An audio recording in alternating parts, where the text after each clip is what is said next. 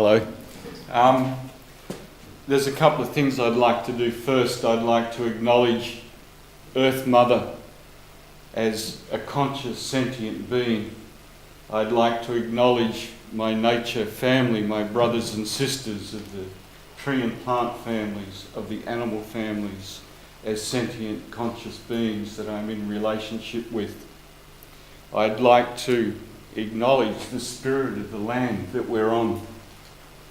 I'd like to acknowledge all those people who've walked this land before me. When I came, I introduced myself. I took the time to introduce myself to this country. I've learnt that's very important to do, and I have asked permission to speak here, and I feel free to do that. Earth Mother, in her interactive relationship with the solar system and the universe beyond, has brought into existence everything we know in our sensory physical experience, including our nature family, the rocks, the trees, the plants, but also the bodies that we inhabit as spiritual beings. And as a visitor in this embodiment, I have the opportunity for a sensory experience that is not otherwise available. I have the opportunity to explore my creative ability. And I'm so grateful and humbled by that opportunity. I am so grateful that I am in slow time. If I could create instantly with my thoughts, it would have been very catastrophic in my early years. This is a story about, a personal story about my connection with Mother Earth and how that unfolded for me. What led me to that? And post that connection, it took me on a journey of trying to find a language, trying to validate the experiences that I'd had. That took me to university and different trajectories in life. I'm going to talk about the validation. I'd like to talk about the reality of what happened, what my experience was. I had in my early adult life was involved in the agriculture industry in the southwest of Western Australia. I had a agriculture service business that was very successful. I watched the introduction of corporate-driven, industrialised agriculture and how much it devastated the landscape, how much it devastated country communities, how it poisoned the food that people were eating, the senseless clearing for the big machinery that they were using. And I tried to stop that in my naivety. I thought I could. I spent a lot of money, a lot of time and a lot of effort fighting against this corporate-driven greed. And at age 30, recognising that I was burning out, that I was exhausted and it was just too young to be broken, I pushed the eject button. And I just could not stay in that industry any longer. I landed in the big timber country, the tall timber country of the southwest of Western Australia. There was a property that called me, and I could hear it, and I found it. And it was 240 acres of a dairy farm that had been absolutely thrashed according to industrialised farming methods. And it was not the sort of property I had in my fantasy, because it was kind of broken and it was not healthy. On possession of that property, much to my farming neighbours' horror, and they were quickly coming to the conclusion that I was a nut job, is I removed all introduced stock and I pulled the fences down and I opened it up to a national park that it adjoined so that the native animals could roam freely. And I built a couple of houses on there by hand over a few years, but I roamed freely. I walked that property just about every day and watched what happened. And without any input from me, it began healing and it began transforming. And I learnt some very important things. I learnt that nature was intelligent, that it didn't need me to tell it what to do, and it didn't need me to tell it how to do it. That there was some inbuilt principles and processes that would return nature to health and balance if they were free to do so. After a couple of years of watching this and walking it, I realised that I was healing emotionally, psychologically, and I was starting to wake up spiritually in a way that I had not woken up before. And the big question for me, and what intrigued me, is I wasn't trying to do any of those things. They were just happening, and it was the effortlessness of it. It conflicted with all my previous learning of how hard it was to spiritually grow and evolve and how much effort it took and the hard work that was involved. And I wasn't even trying. And I realised it was about my relationship with the land and with the earth. And so I began to explore it. As I explored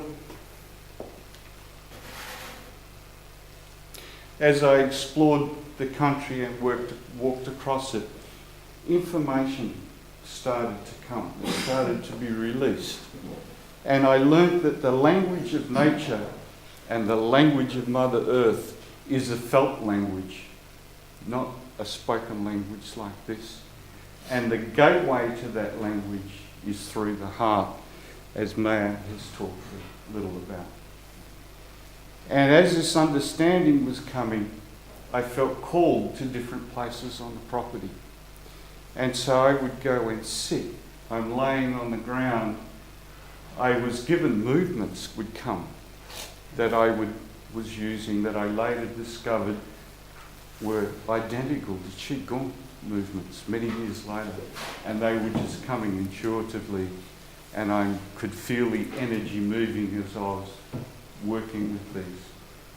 One day I realised that I needed a particular type of strength. And there's a tree in the southwest of Western Australia that is a carry tree. They're very big, 60 metres, 70 metres tall.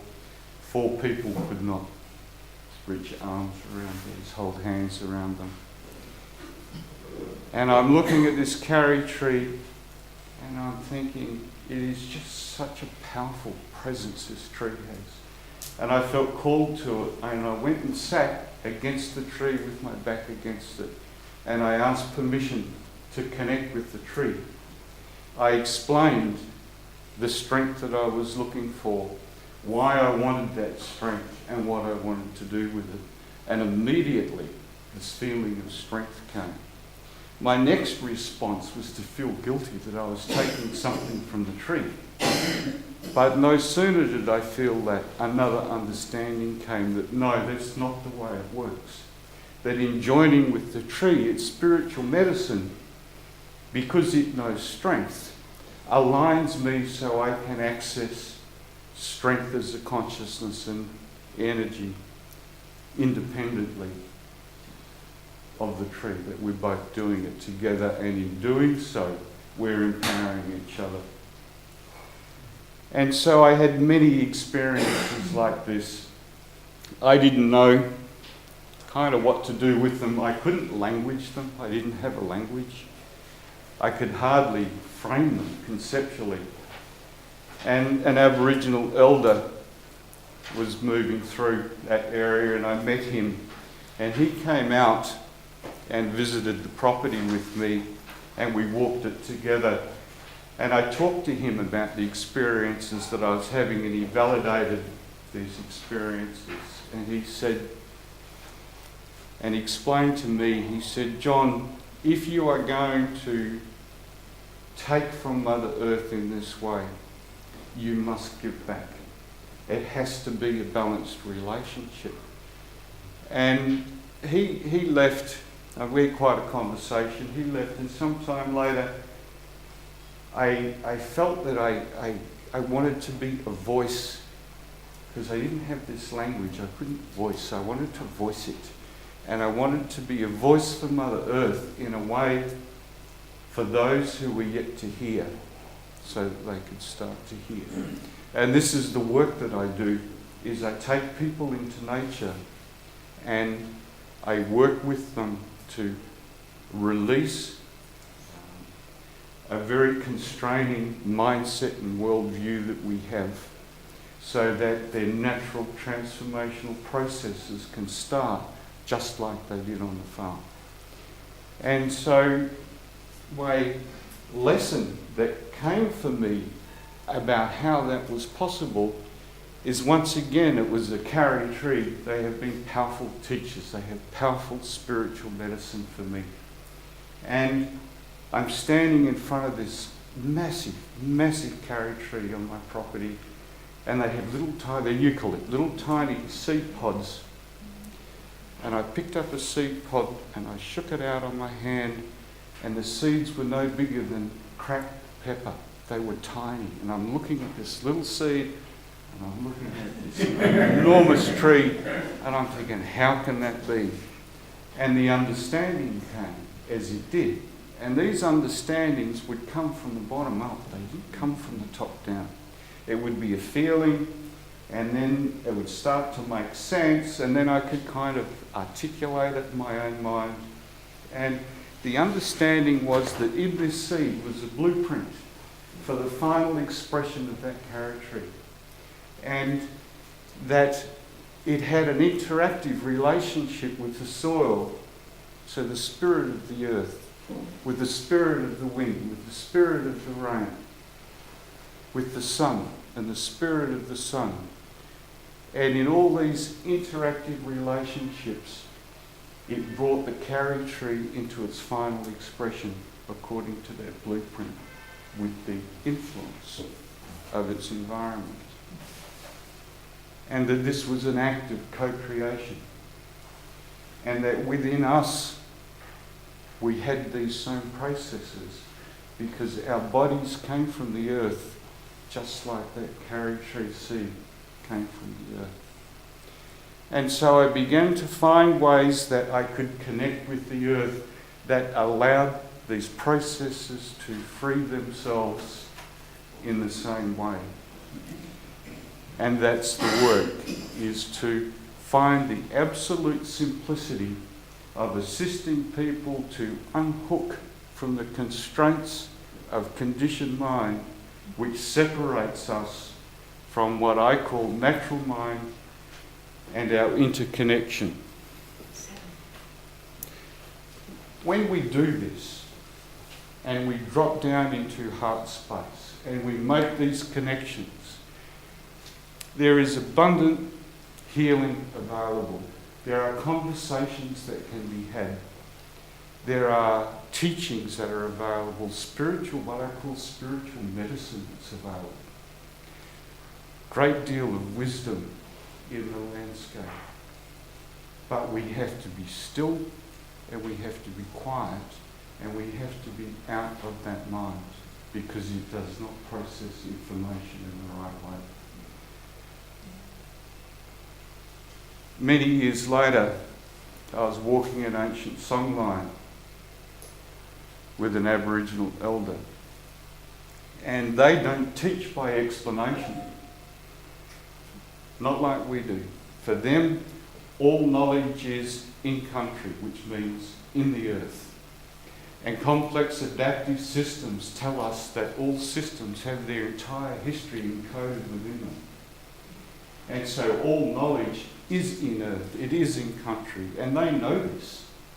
And they have such a powerful relationship, and their sense of self is not individuated like ours is, but extends to include their environment. And so what they do is they help you prepare yourself so that as you walk across this ancient land that is Australia, that they have walked for so long, that the knowledge that is stored within that landscape starts to become available to you. And it is understood that you receive what is appropriate for you at the time, and to accept that and not to push it. And we're walking, and I always ask too many questions. And he turned around to me and he said, "John, you know what the problem is with white people?" And I go, "What's that, Uncle Noel?" He said, "They talk too much." No, he said a lot. And he said, not only do they talk too much, but they send them to university to learn how to do it. And then they pay them handsomely afterwards. He said, "I don't understand this." He said, "And when they're not talking, they're thinking." He said, "How are they going to hear the voices of the ancestors? How are they going to hear what the running water has to offer and tell us if they cannot be still? How are they going to hear the knowledge that is in the landscape?" And it is so important that when we walk on country, that when we immerse ourselves in the landscape, to remove ourselves from the position of being the perceiver of the landscape and understand that we are being perceived. Trees and plants have 17 or more senses. There is no ego in nature. It is safe to allow yourself to be fully seen. Fully seen. Your hurts, your pains, your injuries. And you can open up your awareness and connect with the landscape so that it influences you and heals you as you walk it. You can connect with country for healing and for the release of knowledge. It's not complicated. And so the challenge in the work that I do is shifting people from how complicated it is to how simple it is. And there's an old story about power, the need to be in control, the need to engineer outcomes. And there is a new story, we'll be talking about this whenever that is. I think it's Thursday night. And in the news story is information about when we unhook from that mind, when we release those belief systems, and we start listening not to interpret, to move beyond that, to move beyond listening to understand, to listening and sensing and experiencing, to allowing ourselves to be changed. And in that new story, when we do that and we recognise these powerful creative processes that are embedded in all of existence, and that they have the creative power, that the ancients and the indigenous know how to work with this, and the new sciences are bringing out a lot of information about how to work with it, we can then step into our roles as co-creator with Mother Earth and each other.